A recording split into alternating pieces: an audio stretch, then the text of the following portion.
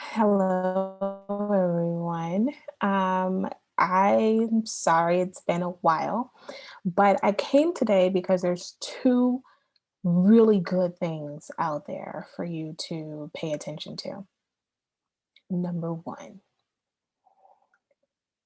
High on the Hog. High on the Hog on Netflix is a four-part series that deals with African Americans in um, and how they influenced American cuisine. It is such a good film. It is such a good show. I mean, I was dazzled and captivated. My mother enjoyed it. She, of course, doesn't want to admit that she enjoys anything, but she sat there and was equally dazzled as I was. I had to pause in different moments and had to process it. So he starts off with going to Africa and Benin, in which many Africans came from Benin. Um, and many of the Africans that came from Benin went to South Carolina. And Charleston, South Carolina. And so I love the transitions. The transitions in this was just magnificent. And so the first episode was dazzling because you were able to see the um, the slave trade, the direct connection between wait, a lot of the food that we have, instead of calling it, I, I even now begin to start thinking about the struggle of calling it soul food because there will be no Thanksgiving dinner. And is it really soul food? Because it was the things that white folks was not eating. And they made something beautiful out of it. And what's so fascinating is how many of them cook in the same way across all of the video of all of this time in an open fire, the same throw this here, throw a little bit of this, a little bit of this, and then we got something. And I just think it is just fascinating. And so then we get to South Carolina, and then you move to which I'm gonna let you know some of that stuff. I just kept looking at him like, you're eating all this, like your stomach can handle some of this, because I mean he was tasting everything, and I'm sure all of it was good because a lot of it looked good.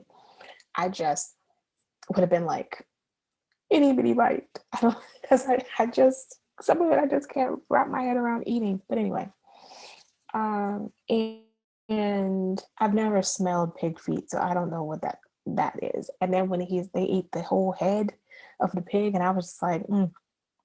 And I was there when she said, and the eyeball too. I was like, and they're like, well, we said the whole head. I'll pass. And then she was trying her best not to be critical of it. She's like, I'm trying. And it was just beautiful. And then it moved from there to New York and the framing of the nation. And I just, let's pause for a comment and say, George Washington, bruh, I am going to struggle. Like I teach political science and I struggle sometimes in talking about this stuff in context. And George Washington takes me to a limit. And because ever since I read a book about George Washington chasing after one of his slaves that ran away, because you have to remember that George Washington always recycled his slaves. So he would send his slaves back to Virginia every 6 months to ensure that they would not gain freedom. So his cook, which happens to be the sister of, no, sorry, I attached. I was talking about Thomas Jefferson. Let me go back. So his cook, he was just so afraid that he was going to run away. So he made him go to the fields. So you sent him to the fields to ensure, even though he was this great cook, created macaroni and cheese. By the way, he made macaroni and cheese and milk. I was like, oh, that's what we do. I'm going to try that. I wonder, he would probably be flipping in his grave if he talking about some Kraft macaroni and cheese.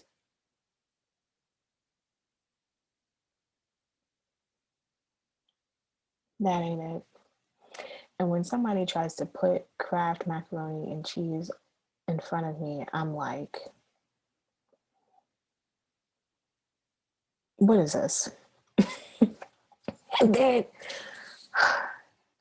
you are not giving me no Kraft macaroni and cheese. Um,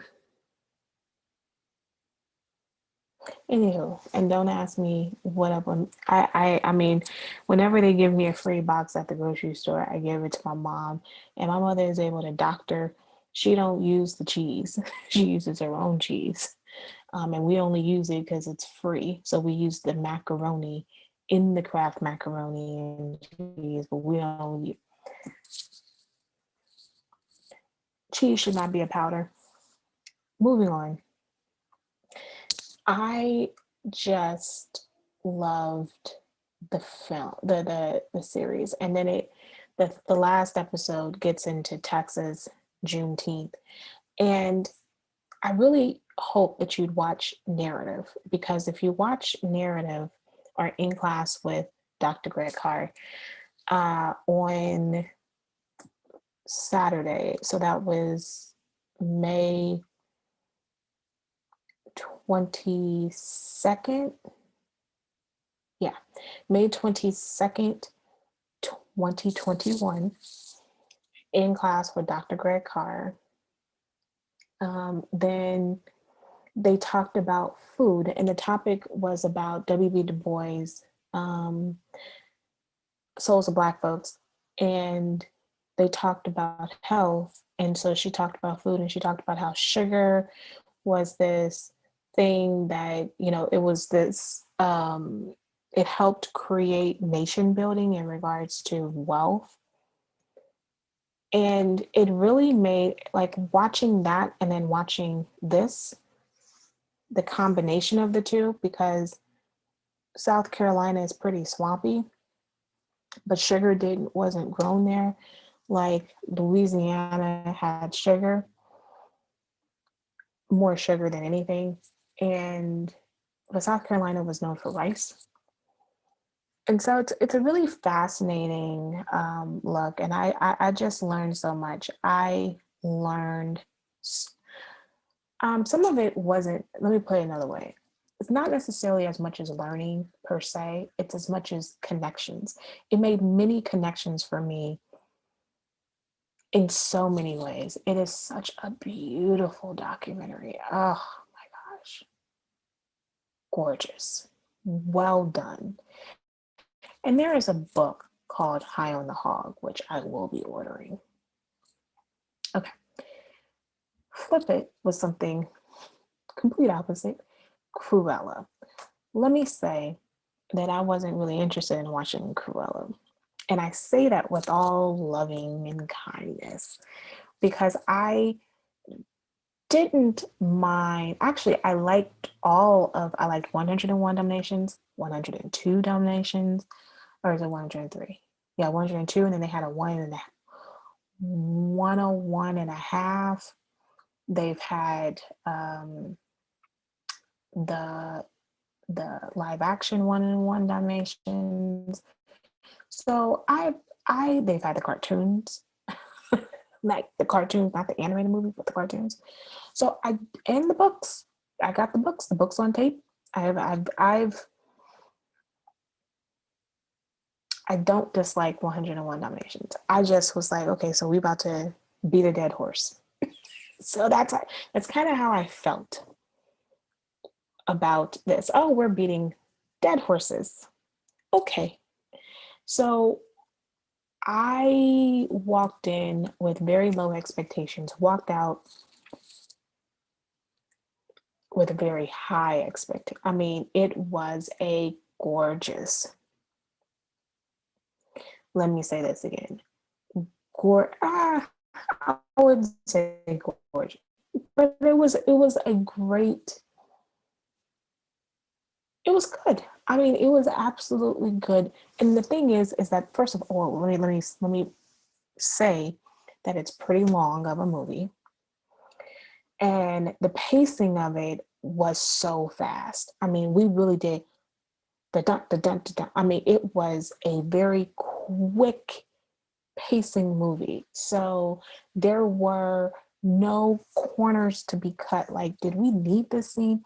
They didn't, they did not um cut a corner of a scene.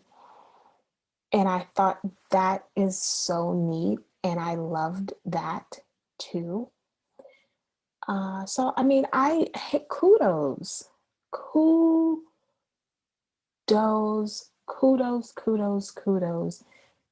to them. I appreciate it. I liked it. I give it a thumbs up, thumbs up, because it was so well done. It was worthy of sitting in the theater, actually. It was that well done. And just like how I felt about Mulan, I thought, I mean, honestly, the Disney the Disney premiums as a whole, I haven't complained about any of them. All of them, I think, in one way or the other, were all very well done and deserved my $30. Like I thought that, and I think that's the caveat. They all deserved my $30. And I'm 100% here for all of them. So, and I'm looking forward to my Black Widow that finally is going to drop in July. But in the meantime, we have some TV shows that will be dropping, so that's a positive. So I will be coming to you sometime, next week. I want to catch up and be more consistent with you all. Have a great afternoon. Bye.